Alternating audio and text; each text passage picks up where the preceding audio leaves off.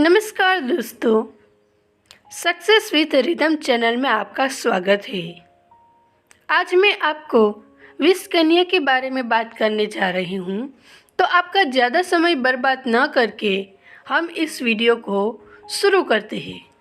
वैदिक साहित्य, लोक कथाओं और इतिहास के अनुसार विष कन्या उस स्त्री को कहा जाता है जिसे बचपन से ही थोड़ा थोड़ा विष देकर जहरीला बनाया जाता है।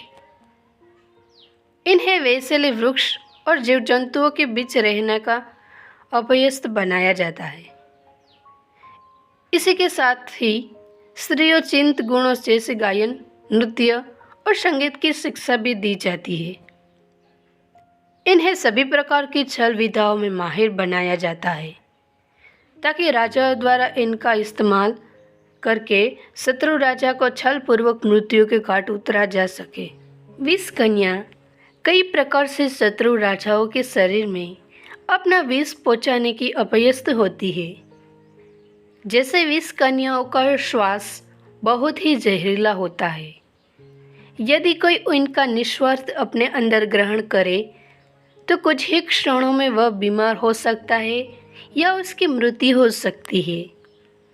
विष कन्याएं अपने मुख में विष रखकर भी चुंबन लेने के बहाने शत्रु के शरीर में विष पहुंचा सकती है। इतिहास के अनुसार कौटिल्य शास्त्र के रचयिता चाणक्य के संदर्भ में कहा जाता है कि उन्होंने कई बार मौर्य साम्राज्य के संस्थापक चंद्रगुप्त मौर्य का प्राणों की रक्षा की, जिनमें से कुछ हमले विष कन्याओं का प्रयोग करके भी किए गए थे। उन्हीं में से एक प्रसंग इस प्रकार है। एक बार की बात है, नंद वंश के तत्कालीन सम्राट धनानंद के मंत्री ने एक षड्यंत्र किया। उसने छलपूर्वक विजय अभियान से लौटकर आए हुए चंद्रगुप्त मौर्य के स्वागत में एक विष कन्या को भेजा, किंतु विष कन्या जैसे ही चंद्रगुप्त के रथ के सामने आई, चाणक्य ने उसे रोक दिया और चंद्रगुप्त के साथ राजा प्रवर्तक से कहा कि इस रूपवती स्त्री को तुम स्वीकार करो। राजा प्रवर्तक ने विष कन्या को स्वीकार कर लिया। राजा प्रवर्तक युद्ध में चंद्रगुप्त मौर्य का सहयोगी था।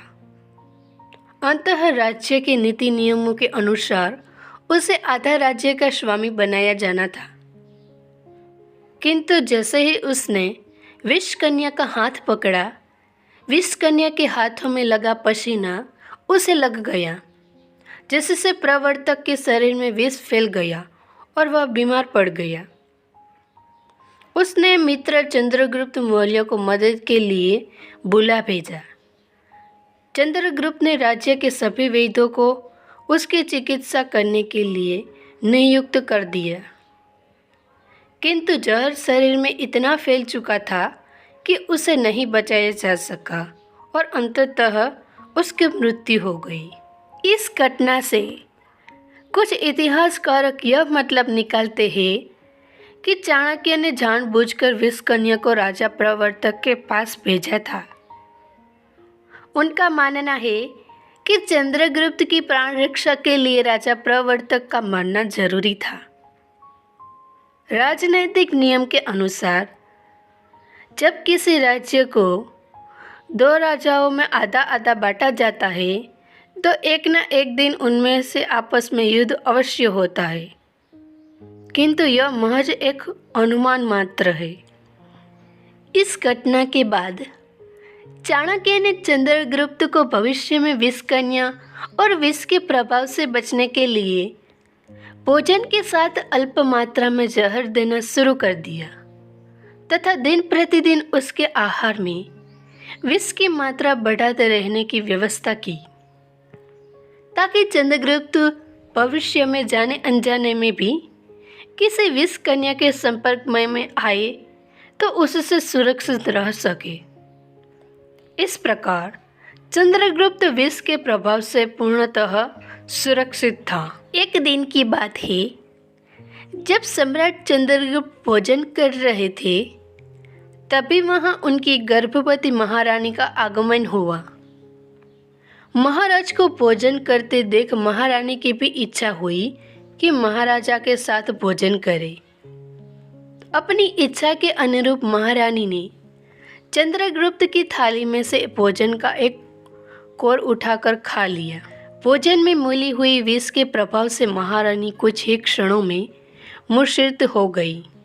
राजा चंद्रगुप्त ने राजवेदों को बुलाया और महारानी के अचानक मूर्छित होने की बात बताई, किंतु कोई भी महारानी के मूर्छित होने का वास्तविक कारण नहीं जानता था। तभी यह बात चाणक्य को पता चली। उन्हें पता था कि रानी मूर्छित क्यों हुई। उन्होंने तुरंत शल्य चिकित्सकों को बुलाकर रानी के गर्भ में स्थित बालक को निकलवा लिया। बालक तो बच गया, लेकिन महारानी की मृत्यु हो गई। महारानी के वैश्य भोजन करने से बालक पर कोई खास असर नहीं हुआ, लेकिन उसके ललाट पर एक नीला निशान बन गया था। माथे पर उभरे नीले निशान के कारण ही चंद्रगुप्त ने उसका नाम बिंदुसार रख दिया। आगे चलकर यही बिंदुसार राज्य विस्तार और जैन धर्म के प्रचार के लिए प्रसिद्ध हुआ। इस प्रकार 20 कन्याओं द्वारा छलपूर्वक शत्रु राजाओं की हत्या की जाती थी तथा राजाओं के शुभ चिंतकों द्वारा उसकी सुरक्षा करने के लिए उन्हें भी प्रतिदिन अल्प मात्रा में विष देकर विष पुरुष बनाया दिया जाता था, ताकि विष कन्या का उन पर कोई खास प्रभाव न पड़े। हम आशा करते हैं कि आपको हमारा ये वीडियो पसंद आया होगा, तो अपनी राय कमेंट बॉक्स में कमेंट करके बताइए और हमारी इस चैनल को लाइक, शेयर एंड सब्सक्राइब कीजिए। धन्यवाद।